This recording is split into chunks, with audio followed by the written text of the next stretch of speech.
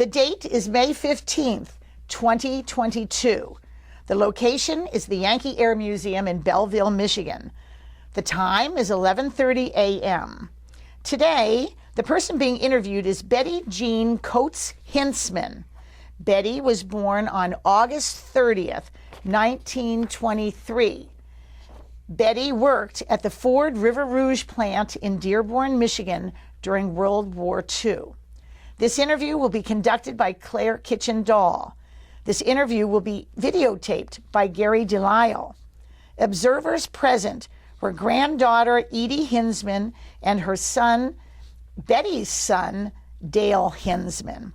This interview is being conducted on behalf of the Oral History Project at the Yankee Air Museum in Belleville, Michigan. Betty, thank you for sharing your memories of working at the Ford River Rouge plant during World War II. By preserving your story of working on the home front during those war years, our national narrative will be more complete, honest, colorful, and accurate than it right now is. Primary documentation is vital to any study of that global conflict, and the National Veterans History Project appreciates your willingness to fill in the gaps. For the record, please state your full name, including your maiden name. Betty Jean Hinzmann Coates. Okay. When and where were you born?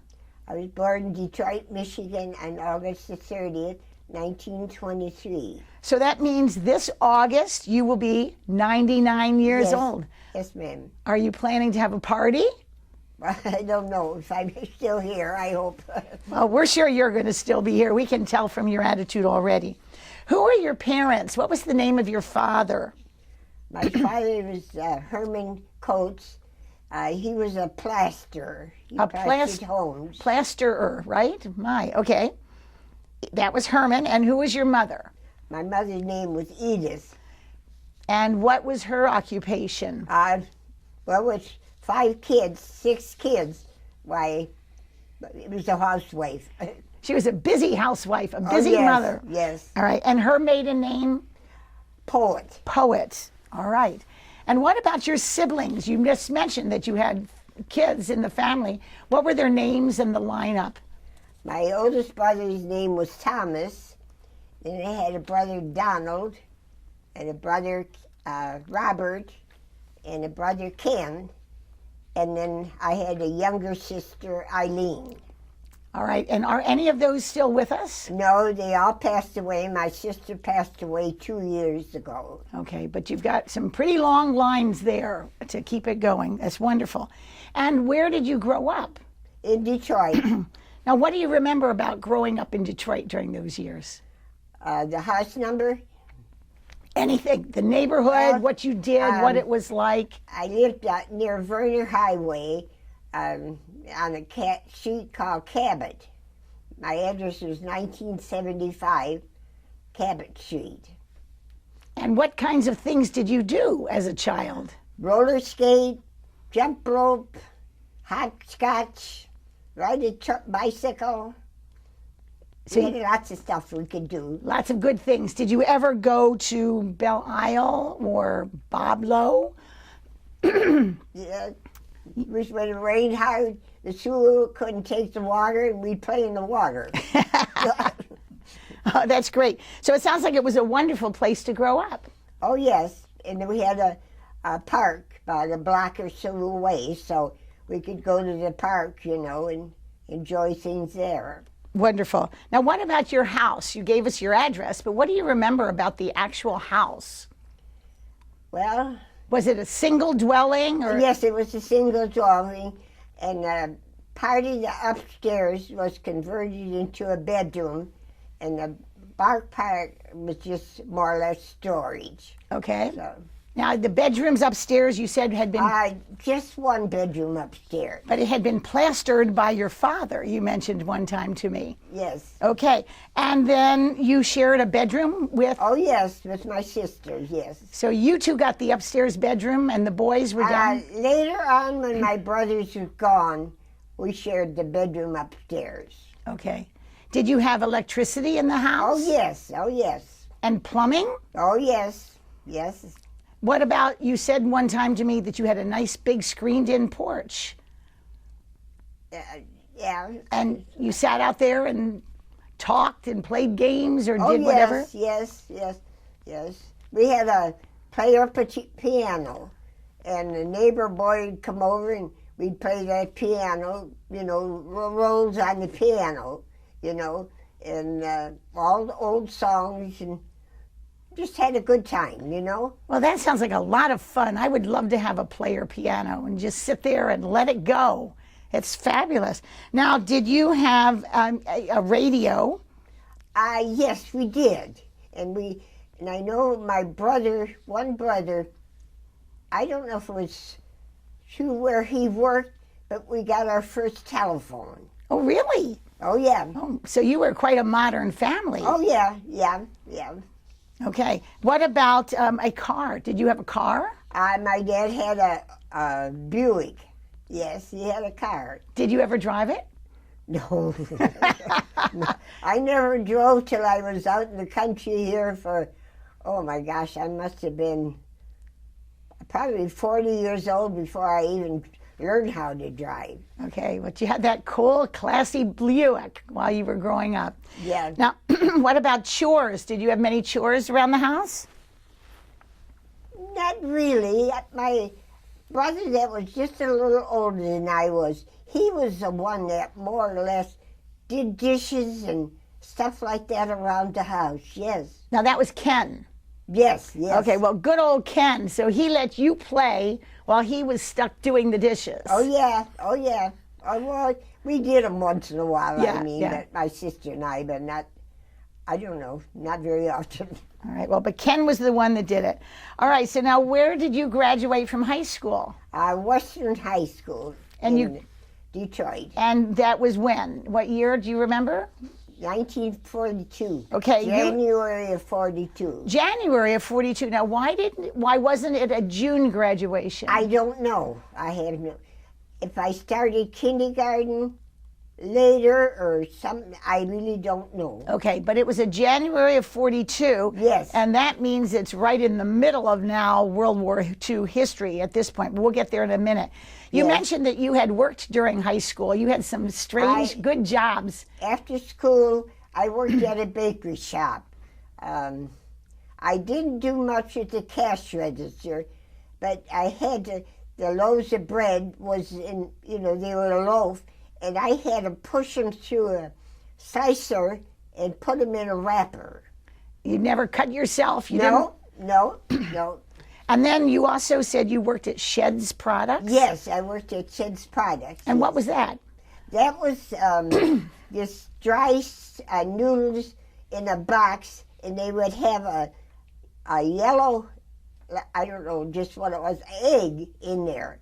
That you boiled the noodles and put that egg in there, and I guess it melted away, I don't know. Right, it was kind of a broth egg. Yes. And so you put the egg in?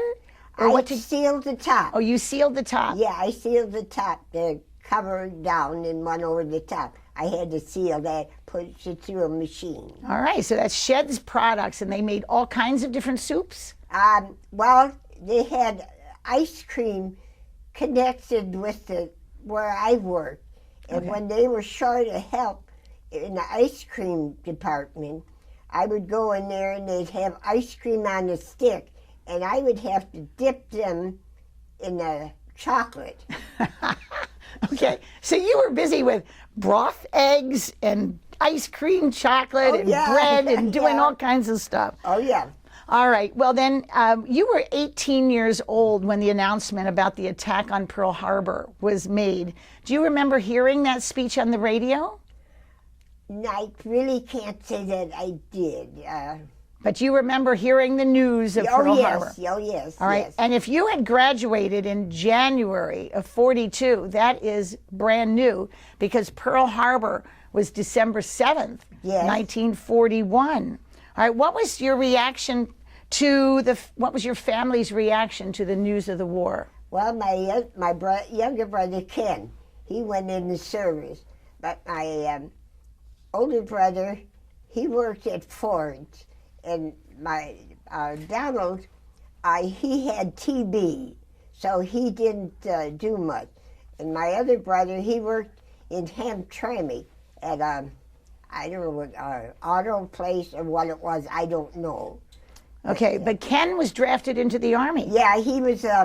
He went to officers training school. He was a lieutenant.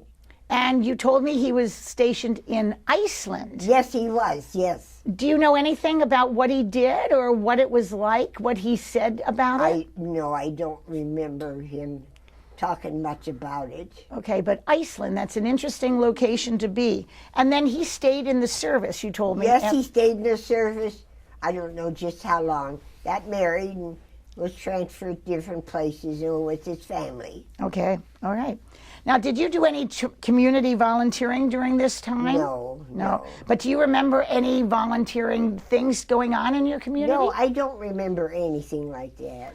Okay, but there were things like can drives and tin drives and things, but you were busy at that point. Yes. So now you worked at the Ford River Rouge factory right after graduation. Yes. Because all those other jobs were done while you were in high school. While I was in high school, All right. yes. Well, how did you get the job at the River Rouge?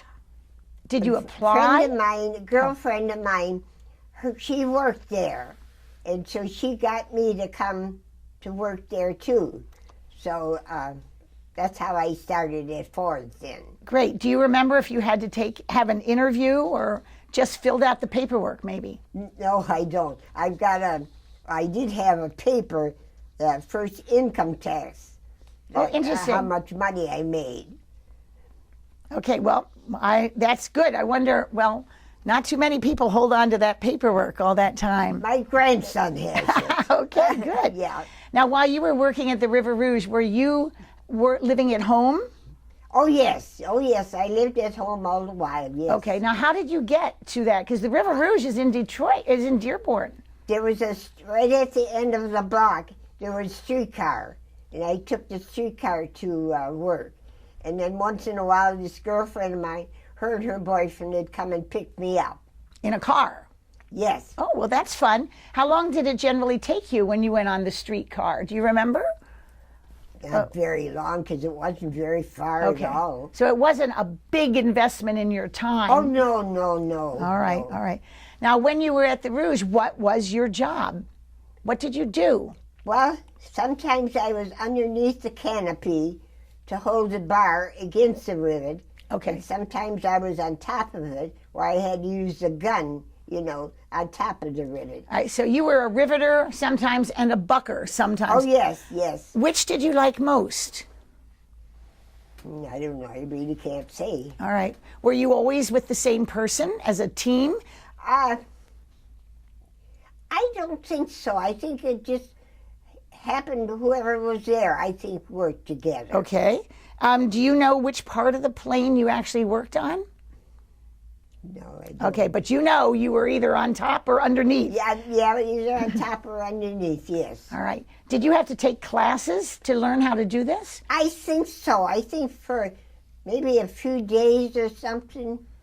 And then the rest of it was on-the-job training. Yes. And they actually said, here's your gun, this is what you're going to do, and this is the way it's going to work. Oh, yes.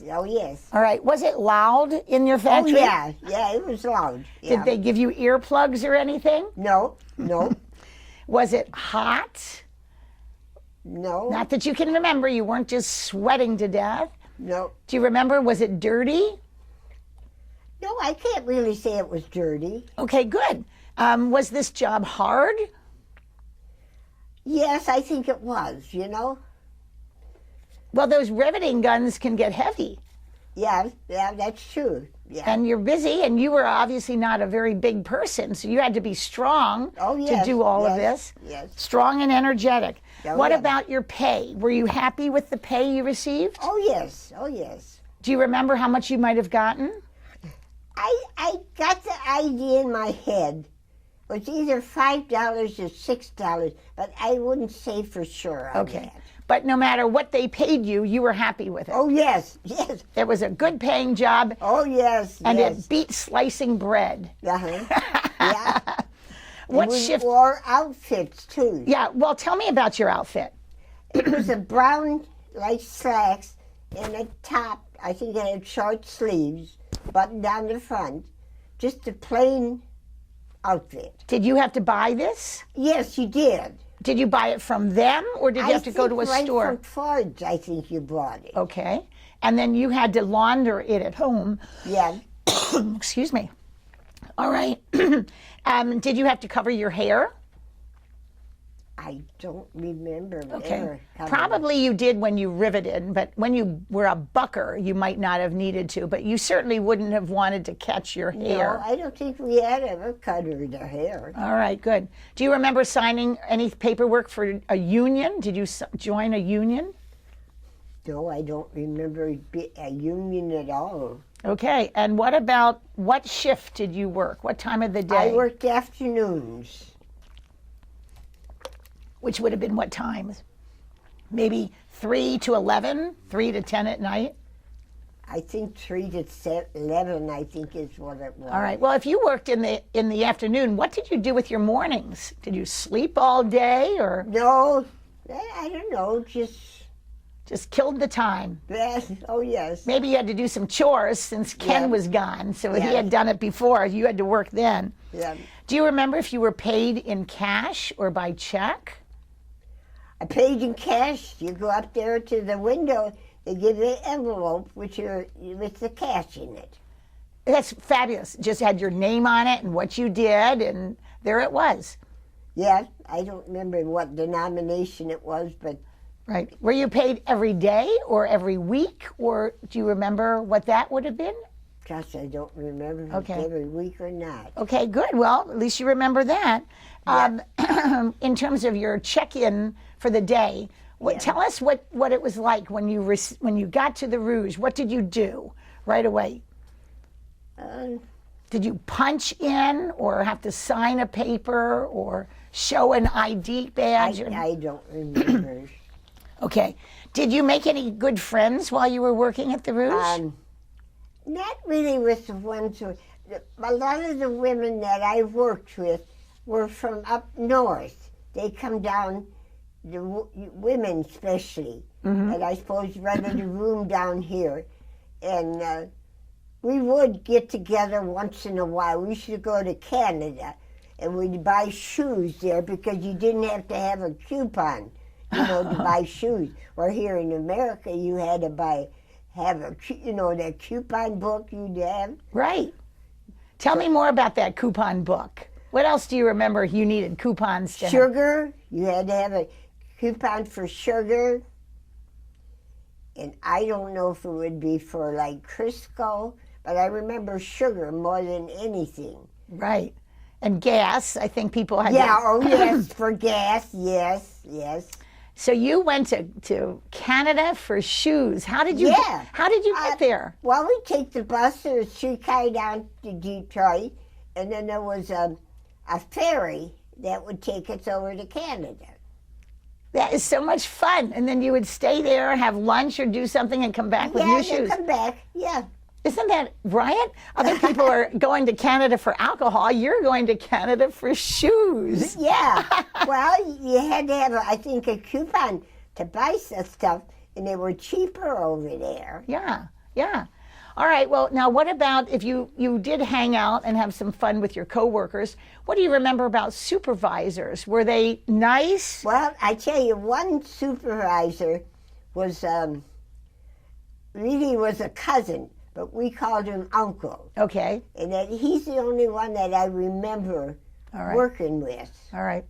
But it's pretty much then you didn't remember bossy supervisors or people gave you trouble or anything like that? I don't remember, no. They just basically told you to go do your job. Yeah. You did your job. Now, did you ever purchase any war bonds with your money? Oh, yes. My mother, we bought them all the while. And after we got married, I gave them to my mother-in-law, and she had a deposit box in Wyandotte, because she was from Wyandotte. And it come time where I wanted to cash some bonds in. I wanted a sewing machine. And when she went to get the bonds, out of the box, there was no bonds. Didn't know what happened to the bonds.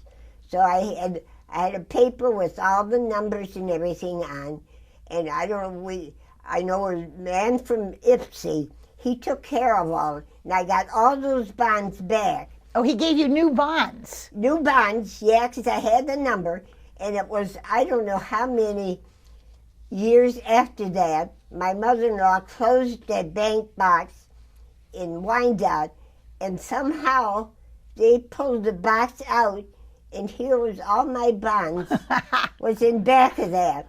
Okay. So then I had to send all them other bonds back in, you know. Sure, because you were honest enough that they had been replaced, and here are the original ones. Yes. Isn't that incredible? Yeah. I hope, was there anything else found at the back of that box? I mean, It got stuck in the back of that box somehow, and we didn't know it. And I said, I got new ones, and I didn't have any trouble getting them. well, you good know. thing you had the numbers. I wonder if they Oh, would yes. I wonder if they would have replaced them had you not had the documentation. Yeah, my mother took care of that. Okay. She had all the bonds that I bought was on that paper. Good. Well, that's a good reason to keep good record keeping, isn't it? Oh, yes, You've got to yes. know what you're going to do, and hooray for the government for refunding or Oh, yes, replacing yes. your bonds. Yes. Okay, so I'm sorry that you had to buy that sewing machine on your own Yeah. at that point. All right, what about lunch while you were working? Did you buy lunch? Did you bring it? What was the deal? Do you remember? Oh, maybe you didn't have lunch. It was 3 o'clock is when you started. Did you stop for a dinner break or anything, a snack or anything? Well, they used to have a soup cart come in, Okay. and you could buy soup. I don't imagine, but pay maybe $5 cents or something, or 50 cents, I don't remember, for soup. And you Right. could buy soup or a sandwich or anything from Okay. that cart. All right, well then that's good. So you pretty much didn't bring your own supper. You probably got something from there. Oh, yeah. All right. Oh, yeah. Yeah. All right. Well, you mentioned when you were married, you said that you had been married. So we know that you married Clifford S. Hinzmann, and you two were married for 67 years. I like the fact that this S in his name is just like the S in Harry S. Truman. It stands for nothing, you told me, right? Yes. Is there a story behind that? Why did they put an S? Why is he Clifford S? You have any idea? I have no idea. Well, maybe they just thought it would look more official to have a middle initial, and it stands for nothing, just like Harry Truman. All right, well, how and when or where did you ever meet this Cliff Hinzmann? Where did you meet him? My husband? Mm-hmm. Well, we lived in Detroit, and my relatives all lived in Taylor, Michigan, and they went to this Lutheran church in Taylor, and every year they would have like an ice cream social and festival sure. in August. And I went to this, my folks, I mean, we all went, and I had a cousin living there, and she introduced me to my husband. Okay. And he took me home that night, and then that was it. I mean, that was it. You didn't get married that night. Yeah. We know you didn't get married right then. He had been in the service, right? Oh, yes, he had been in the service, yes. And all right, now this was in 1945 when you met him. Just after we met him, wasn't long after that he went overseas. Oh, okay. And you said he had been in Germany at one point too. He had been in the Battle of the Bulge. Oh, yes. Oh, yes. What happened to him there? Do you know? Was he hit, wounded? The only thing he complained about is the shrapnel hit in his helmet. And he said he lost some hearing in his left ear because of that. Okay. But other than that, I mean, the only wound he got was here in the States, where one of the fellow soldiers was monkeying around, and he had a knife, and he got my husband cut on the back of the leg. And of course, he was in the hospital, I think, for a while. Then he got the measles while he was in the Army. Really? All right, but But mainly it was the shrapnel at the Battle of the Bulge. Yes, Did he ever get a Purple Heart? Do you remember him having any medals? Never got any. Never got anything like that. After he was dead, my son took me in Ann Arbor to the veterans things. Oh, sure. And all the medals that he deserved, he never got. Wonder why. And they gave me all the medals that should have been his. Well, that's good. I'm glad you had them. Oh, yes, I am, yes. That's wonderful. But I wonder why he didn't get them. Pardon? Why didn't he get them, I wonder? I don't know. I have no idea. Well, at least you've got them and you have them still now in the family. Oh, yes. That's Oh, good. yes. Well, I do know that after that church picnic, you went to South Carolina to visit him. Yes, just before he went in the Army. Okay. My mother-in-law and I went. Your future mother-in-law. Yeah, my and future mother-in-law, yes. Well, that's good. So you must have had a good relationship with her. Well, I've heard after that my mother-in-law wanted my husband to meet my sister, to go with my sister instead of me. Oh, well. But it didn't work out that It didn't way. work out. You did it instead. Yeah. Okay. But that engagement, we have a picture, I think, of your engagement, and it's great. Did she know that you were going to get engaged down there while you were on that South Carolina trip? Yes. Or was it a surprise for her, too? Oh, yes. Oh, yes. all right. So you sent him lots of letters. Oh, tea bags. Tea bags. Well, tell me about tea bags. Sent him a tea bag, and he said we'd use that tea bag over and over again till there was no color at all to him.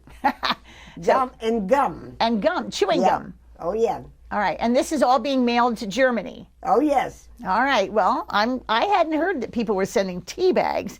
Tell us about your wedding. I know that it was on August 1st, 1945. Well, we just went. He was home for a furlough, wasn't long, and of course didn't have any plans, you know. Right. So we just went to the minister's house, and he married us. Okay. And do you remember what you wore? Were you in a I big... had a yellow suit, skirt, and top. Okay.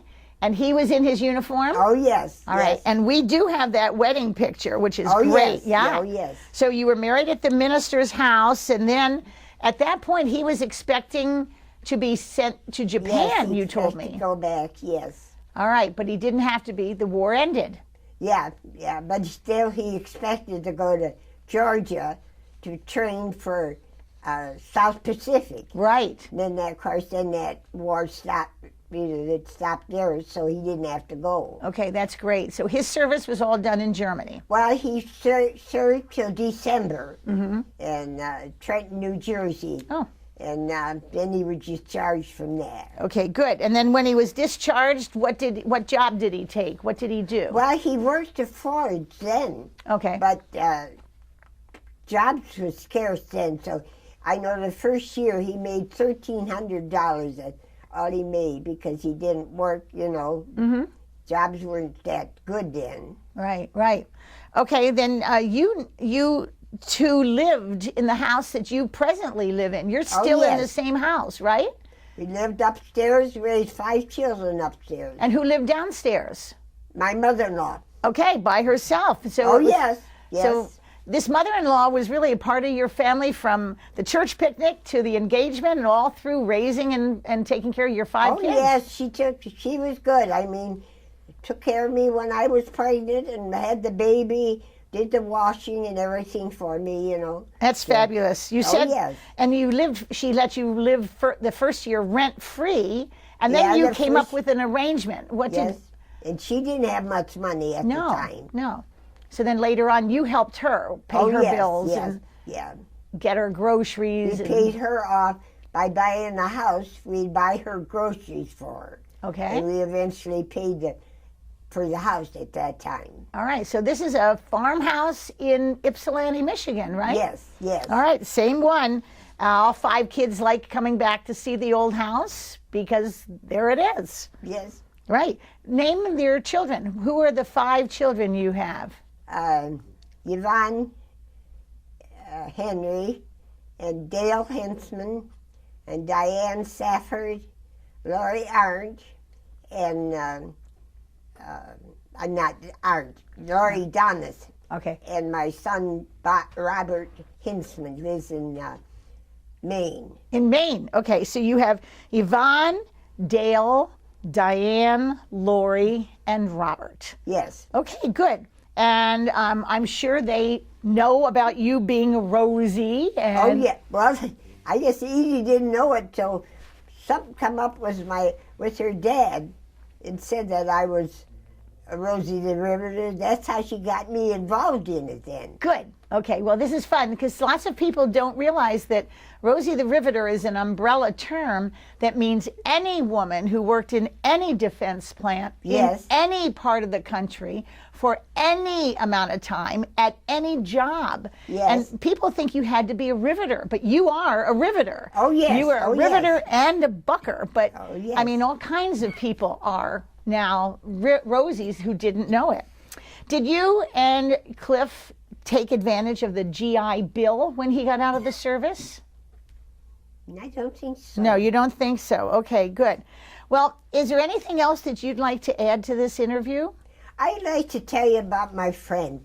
When I was living home, we had a neighbor a couple of doors from us. She was English, and she asked me, I think it was 1941, her niece lived in Britain, and she asked me and she was in the service at the time, and she asked me if I would write to her.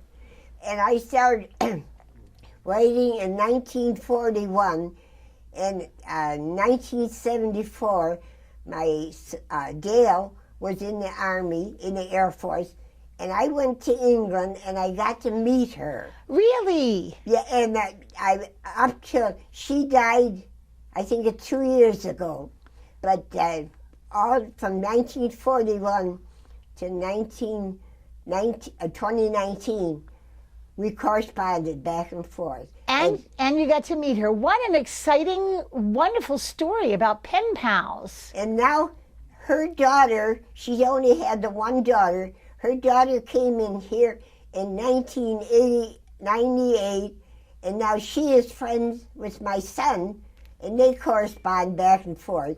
She comes to the United States, her and her husband come to the United States twice a year and spends a month or 2 months in Arizona or wherever, you know. That's wonderful. Did you save any of these letters? Pardon? Did you save any of those letters? No. It's really too bad. Just think of the history that would have been recorded through all of those years. Not just family history, but Yeah. national events or what people thought. Oh, yeah. Well, isn't that something? And you said she was in the service when you were writing letters to her. She was in Holland. She was in the Air Force in Holland when I started writing to her. And she had just this one daughter. Yeah, yeah. And I say, then after a while, my son got acquainted with her, and now they're friends. Well, I think that's wonderful. That is, I'm sure that you got some interesting stories that she had, you know, from her military service during that time, yes. too. Oh, yes. Yeah.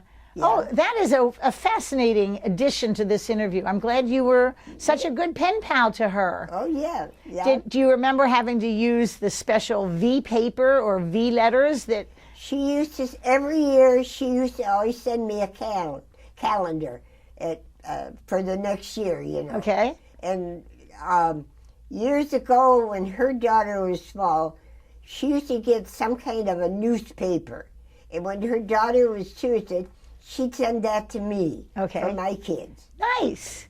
Well, isn't that fun? What a good connection that is. I know. For so many years, you know, it's just amazing. You know, I think I wrote to her for that long. Absolutely. Well, it was nice of you to start the whole process because of a request that you had received. And I'm sure she loved getting letters while she was in the service.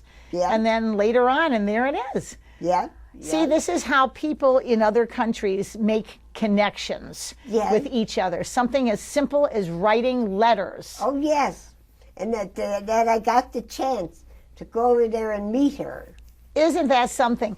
Did you enjoy meeting her in person, too? Oh, yes. Went to London. My son was stationed at Mildenhall, and that's up above London, and took me to, went to London and stayed there and then took me down to Bristol, and I visited with her there for a day.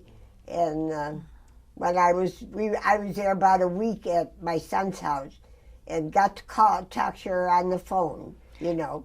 Did you, I'm sure you had your picture taken with her. Oh, I'm sure that Yeah. I got pictures all over, so yeah. Okay, well, that's wonderful. That really is. Good. Is there anything else you'd like to add to this interview? Well, her husband he was in the service. He only had one arm. Oh.